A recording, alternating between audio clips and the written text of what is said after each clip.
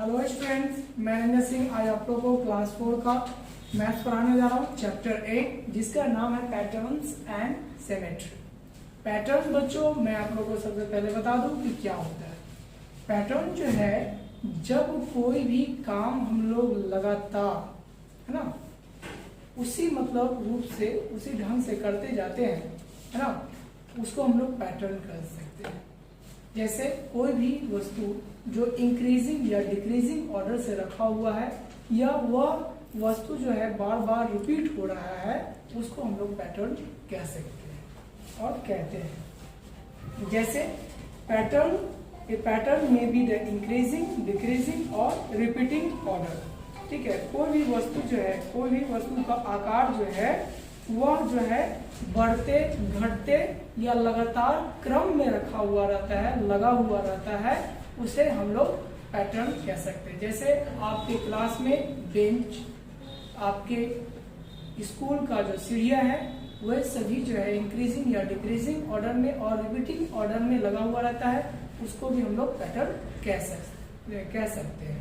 ठीक है, तो आइए हम लोग जो है एक्सरसाइज के माध्यम से कुछ जो है पैटर्न के बारे में जाने। हम लोग पैटर्न जो है ऐड के द्वारा, सब्सट्रैक्ट के द्वारा, मल्टीप्लिकेशन के द्वारा और डिवीजन के द्वारा भी कर सकते हैं।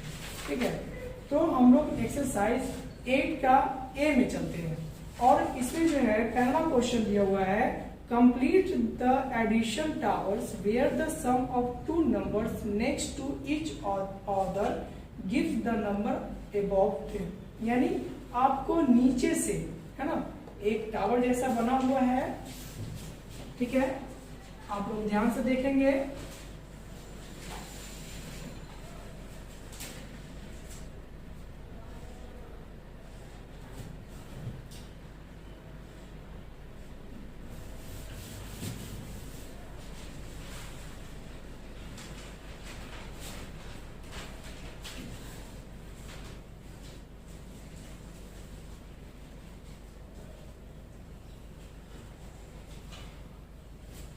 है ना, इस तरह से टावर के जैसा बना हुआ है और कुछ जो है संख्याएं दी हुई है ना, कुछ जो संख्याएं दी हुई है उसको पैटर्न के रूप में आपको सजाना है और खाली स्थान को भरना है ना। और इसमें क्या करना है, ऐड करना है।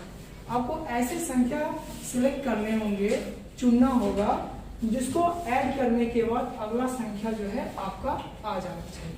ठीक है, तो यहाँ पे देखो बच्चों कि 20 है और अंत में 6 है। यहाँ पे ऐसा संख्या लिखना है जो इसको और यहाँ पे जो संख्या लिखेंगे उसको जोड़ के जो है ऊपर वाला संख्या जो है आ जाना चाहिए। यानी आपको फाइनल नंबर्स जो है वह टावर के, इस टावर के सबसे ऊपर में लाना है।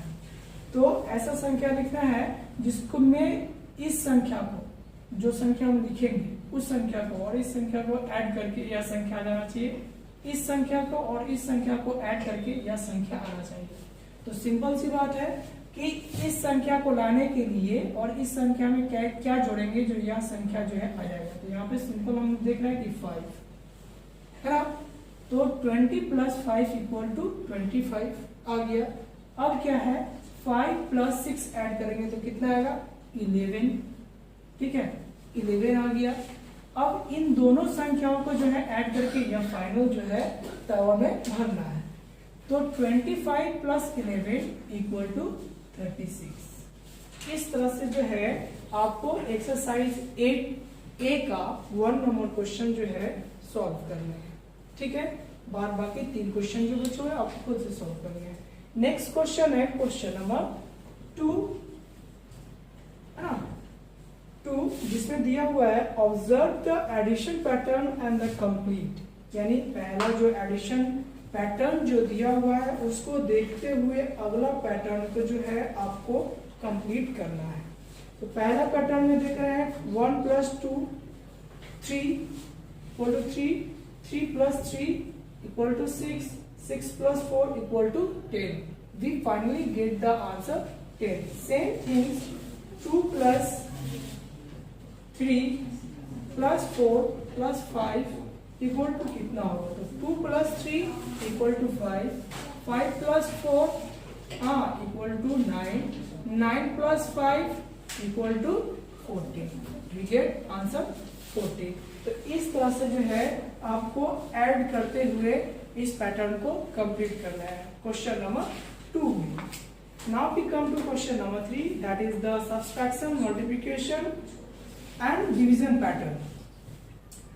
3A में आपका क्वेश्चन जो है 3A का 3A में दिया हुआ है 100 माइनस 90 इक्वल टू 10, 99 माइनस 89, यानी सभी संख्याओं में आप देख रहे हैं कि 10 का जो है अंतर आ रहा है, ठीक है।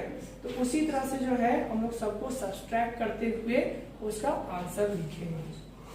नेक्स्ट है मल्टीप्लिकेशन, है ना। बी में भी उसी तरह से दिया हुआ है। ए में दिया हुआ है कि 100 माइनस 90 इक्वल टू 10। अब 99 नेक्स्ट दिया हुआ 99 माइनस 89। अब 99 में से 89 सब्सट्रैक्ट करेंगे तो भी मतलब आंसर कितना आएगा 10। या 10 का जो है यह पैटर्न जो है सब्सट्रैक्ट करने के बाद 10 का पैटर्न जो है बनते चला जा रहा है, यानी सबका आंसर 10 आ रहा है। क्वेश्चन नंबर बी में 3 का बी में आप पहला क्वेश्चन देख रहे हैं कि 50 में से 10 सब्सट्रैक्ट कर रहे हैं तो आपका आंसर कितना आ रहा है 40। 50 में से 10 सब्सट्रैक्ट कर रहे हैं तो आंसर कितना आ रहा है 40। अब नेक्स्ट क्वेश्चन दिया हुआ है 51 minus 9। If we subtract 51 minus 9 then we get how much 11 minus 9 equal to 2 and that is 4, है ना। अब पैटर्न जो है कुछ इस तरह से बन रहा है, यानी सभी पैटर्न, यानी पहला से जो है 2 3 4 5 इस तरह से मतलब बढ़ते चले जाएंगे, ठीक है। यानी वह संख्या जो हम लोग पहले सब्सट्रैक्ट किए तो पहला में 40 आया, दूसरा सब्सट्रैक्ट किए तो 42 आया, तीसरा सब्सट्रैक्ट करेंगे तो 43 आएगा। इस तरह से जो है पैटर्न बनते चला जाएगा। इस तरह से आप लोग जो है बनाएंगे। Now we come to question number 3C, that is multiplication. If we multiplied 1 multiplied by 10, we get 10. Next, if we multiplied by 2 into 10, we get 20. ठीक है, तो 10, 20, 30, 40, यानी 10 में 3 से गुना होगा तो 30, 10 में 4 से गुना होगा 40। इस तरह से जो है सब में 10 का जो है जो आंसर आएगा उसमें 10 का डिफरेंसेस आ रहा है। इसका मतलब यह है कि यह पैटर्न जो पूरा मल्टीप्लिकेशन का या 10 का है ना डिफरेंसेस बनते चला जाएगा। नेक्स्ट है वो एक्सरसाइज 8A का क्वेश्चन नंबर 3 का डी, जिसमें है multiplication, but here it is the number is increase by 40, that is 50 multiplied by 2, then we get 100, and next is 100 multiplied by 2, we get 200। मतलब अब जो पैटर्न बनेगा वह 100 के जो आंसर जो आएंगे वह 100 के डिफरेंसेस सभी होते जाएंगे। जैसे 100 150 150 multiplied by 2 we get 30, means 200 100 200 300 400, या इस तरह से जो है उसके आंसर पे जो है पैटर्न बनते चले जाएंगे। Now we come to question number E, है ना, जिसमें दिया हुआ है 66 लाख डिवाइडेड बाई 2, है ना, 6 लाख डिवाइडेड बाई 2।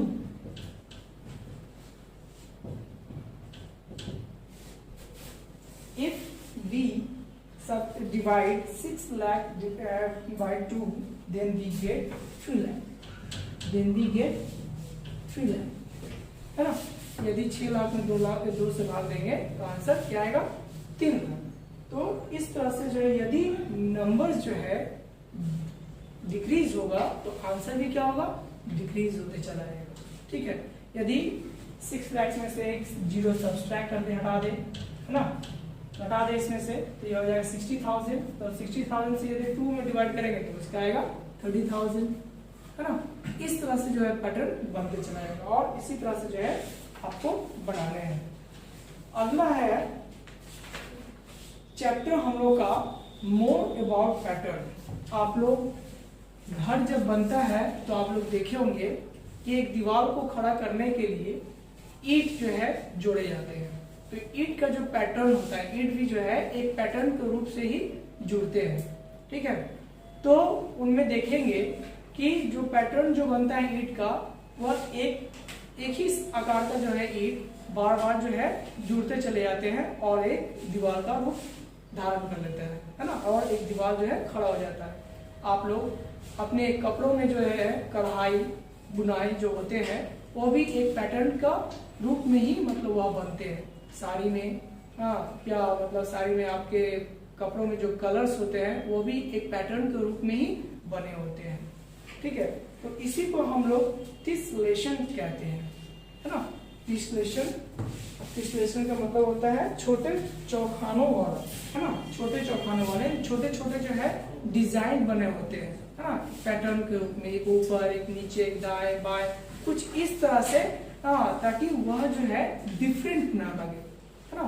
यदि एक मान के चलो किसी एक क्लोथ्स है, हाँ, एक साड़ी ले लेते हैं, यदि उसमें एक गुलाब का फूल बना हुआ है और भी उसमें हम कुछ दूसरे तरह का मतलब जो है फूल का पैटर्न अगर लगा दे, वह देखने में अच्छा नहीं लगेगा। ठीक उसी तरह से जो है इसमें टिसलेशन में जो है एक छोटे चौखानों वाला जो है पैटर्न बनता है। उस पैटर्न के माध्यम से ही इस पैटर्न को यानी एक्सरसाइज आपका 6B को जो है पूरा करेंगे। इसमें क्वेश्चन पूछा है tick the pattern which are the tessellation, है ना। टिसलेशन मतलब होता है क्या, छोटे चौखानों वाला फिगर, जो कि आपका पेज नंबर 144 में भी आपके बुक में दिया हुआ है ना, जो ईंट का जो है फिगर बना के दिखाया गया है, ठीक है। तो उसमें केवल चुनना है कि कौन सा जो है टिसलेशन मतलब जो है छोटे चौखानों वाला फिगर होंगे, केवल उसको जो होगा उसमें आपको टिक लगा देना है, ठीक है। Now we come to exercise 8C, that is the choose any draw the correct mirror image. Now we come to the symmetry. Next आप लोग का है ना एक्सरसाइज 8C में symmetry क्या होते हैं। If one half of it is the exactly like the other half through the dividing line called the line of symmetry. यदि किसी भी फिगर को, यदि किसी भी इमेज को यदि दो बराबर भागों में किसी एक लाइन के द्वारा या दो लाइन के द्वारा बांटे जाते हैं, उसे हम लोग सिमेट्री कहते हैं। सिमेट्री आप लोग शब्द से ही समझ में आ रहा होगा। सिमेट्री मतलब समान, मतलब जो फिगर है, जो शेप है किसी भी फिगर का, वह दो बराबर भागों में बढ़ जाना चाहिए। जितना भाग इधर दिखेगा उतना ही भाग इधर भी दिखना चाहिए। जिस तरह से आप किसी भी मिरर में देखते होंगे, किसी भी आईना में देखते होंगे कि यदि कोई भी फिगर होता है, यदि उसके भाग आधे भाग को यदि हम लोग देखें, है ना, तो वह दूसरे भाग के जैसा ही प्रतीत होता है, उसी तरह से ही दिखाई देता है। उसी को हम लोग जो है सिमेट्री कहते हैं। जैसे एक ट्रायंगल है ना, एक ट्रायंगल जिसके 3 भुजाएं होते हैं, यदि इसको हम लोग एक लाइन के द्वारा, एक रेखा के द्वारा यदि बांटे हम लोग, तो देख रहे हैं कि ये जितना भाग इधर है उतना ही भाग इधर है। इसी को हम लोग सिमेट्री कहते हैं। दूसरे फिगर में आते हैं, एक स्क्वायर है, स्क्वायर फिगर है। इसको जो है हम लोग दो भागों, मतलब दो तरह से जो है इस फिगर को बांट सकते हैं। एक जो है खड़ा और एक जो है वर्टिकली, है ना, एक जो है वर्टिकली और एक जो है स्लैंटिंग, मतलब जो है लाइन से भी हम लोग इसको डिवाइड कर सकते हैं, ठीक है। तो इसी को जो है हम लोग सिमेट्री कहते हैं। जैसे एक्सरसाइज 8C में क्वेश्चन नंबर 1 में आप लोग ध्यान से देखेंगे, ए नंबर में एक फिगर बना हुआ है इस तरह से, ठीक है, इस तरह से, और कुछ ऑप्शन जो है उसमें दिए हुए हैं। तो इस तरह के जो एक भाग है उसके पूरे भाग को कंप्लीट करने के लिए, यानी इसके पूरे भाग को कंप्लीट करने के लिए उसमें से आपको फिगर जो है चुनना होगा, सिलेक्ट करना होगा। तो वहां पे कैसा फिगर डाले ताकि इस फिगर को जो है यह पूरी तरह से कंप्लीट कर सके। तो देख रहे हैं कि पहला ऑप्शन छोड़ के दूसरे ऑप्शन में कि वह जो फिगर है वह इस तरह से घुमा हुआ है, इस तरह से घुमा हुआ है, ठीक है। तो यह एक पैटर्न बन गया और इससे हम लोग देख सकते हैं कि यह जो फिगर है यह दो भागों में बटा हुआ है ना, इक्वल दो बराबर भागों में बटा हुआ है। इसी तरह से 8C में आप लोग सभी क्वेश्चन को आप लोग बनाएंगे, ठीक है। धन्यवाद। और इस वीडियो के माध्यम से जो है आप खास करके पैटर्न और सिमेट्री को अच्छी तरह से स्टडी करेंगे। Thank you.